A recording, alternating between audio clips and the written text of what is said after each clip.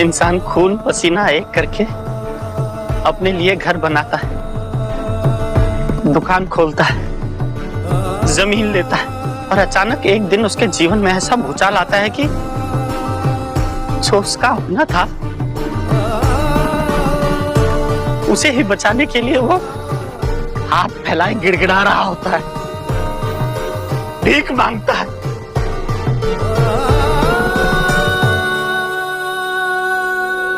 साईं, हमने तो आप पर विश्वास किया था ना, और आपने वो काम हाथ में ले लिया जो हमारे बस का था ही नहीं। फिर भी हमने आपकी बात मान ली। फिर आपने एक ऐसे आदमी को साथ में रख लिया जो कभी हमारा था ही नहीं। फिर भी हम मान गए क्योंकि हमें आप पर भरोसा था।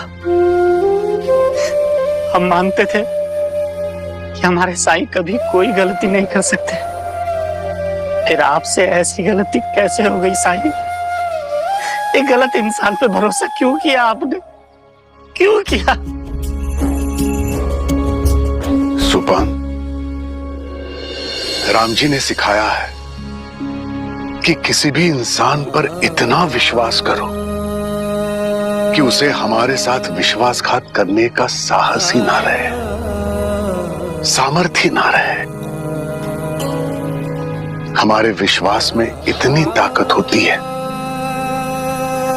कि वो उस इंसान को गलती करने ही नहीं देते। ये कलयुग है साईं। यहाँ विश्वास जितना बड़ा होता है, विश्वासघात उससे भी बड़ा होता है। आपकी बातें इस कलयुग में लागू नहीं होती। झूठ है ये सब। झूठ नहीं है। तुम कहाँ थे धीर? सुपान तुम्हारे बारे में क्या क्या कह रहे? सब सुना मैंने। जो भी सोपान ने कहा सब सच है। हुई थी एक बार गलती मुझसे, लेकिन जब से साईं ने मुझे दूसरा मौका दिया, मुझ पर विश्वास किया, तब से मैंने कभी उनके साथ गद्दारी करने का नहीं सोचा। और रही बात कुलकर्णी सरकार से लिए पैसों की, तो वो भी सच है।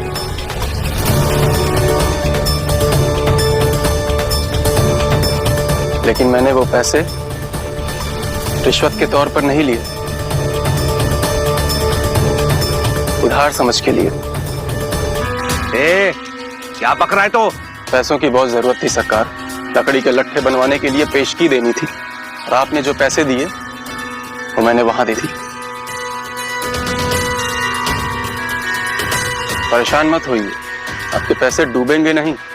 अयोध्या में मेरी कुछ जमीन है, उसको बेचने के लिए तार भेज दिए हैं मैंने। आपके पैसे कुछ दिन में लौटा दूंगा मैं। सरासर झूठ बोल रहा है ये। सरेआम मेरी पगड़ी उछालने की कोशिश कर रहा है ये धीर नहीं, धूर्त है, धूर्त। अरे मैंने इसे धमकाया था कि इसकी रिश्वत लेने की बात मैं सबको बता दूंगा। इससे पहले मैं बताता, ये मुझे कलंकित करने का जाल बिछा गया। अरे चौराहे तो मेरा नाम ले रहा है, लेकिन मैंने तेरा भांडा फोड़ कर दिया। क्या अब भी आप लोग ऐसे भ्रष्टाचारी इंसान से सड़क बनवाना चाहेंगे?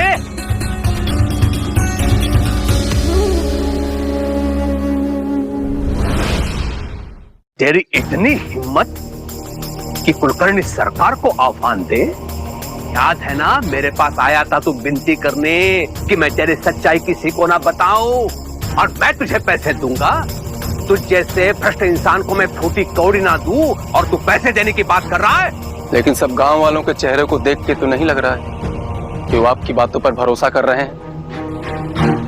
साईं के कहने पर मैं धर्म के मार्ग पर चलने लगा हूं, पर मैं साईं नहीं हूं। गलत के साथ गलत करने में मुझे कोई परहेज नहीं है, और अच्छे काम को करने के लिए टेढ़े रास्ते को अपनाने में मुझे कोई संकोच नहीं है। आपसे छल से पैसे लिए मैंने, लेकिन मुझे सुकून है कि मैं जो कर रहा हूं गांव वालों की मदद के लिए कर रहा हूं। और आप तो अपने ही गांव वालों का नुकसान करने पर तुले हुए, इसलिए आपको मुझे भ्रष्ट कहने का कोई अधिकार नहीं। धूर्त कहीं का, इसे तो मैं देख लूंगा। बहुत इतरा रहा है ना अपनी चतुराई पर। लेकिन ध्यान में रख, तो जैसे कई लोगों की बुद्धि ठिकाने लगा चुका हूं मैं, और तेरी भी लगाऊंगा। बहुत महंगी पड़ेगी तेरी ये चतुराई तुझे। मुझे माफ कर दीजिए साईं। मैं जानता हूं मैंने जो रास्ता अपनाया पैसों के लिए वो सही नहीं था। मैं इसके लिए प्रायश्चित करूंगा। धीर, मन में प्रायश्चित की भावना आने मात्र से ही आधी चीज सही हो जाती है। और रही बात प्रायश्चित की, तो एक वचन दो मुझे, आज के बाद अच्छे काम के लिए भी गलत रास्ता नहीं अपनाओगे। जिसके पास नेकी और सच्चाई हो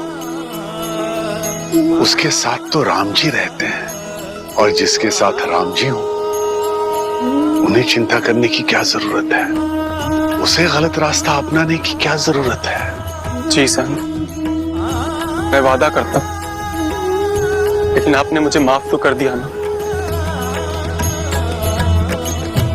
माफी तो मुझे भी चाहिए साईं। आवेश में आकर न जाने क्या क्या कह दिया आपको, न जाने क्या क्या इल्जाम लगा दिया। सोपान, माफी तो तुम्हें धीर से मांगनी होगी, क्योंकि तुमने इस पर शक किया। मुझे माफ कर दो धीर।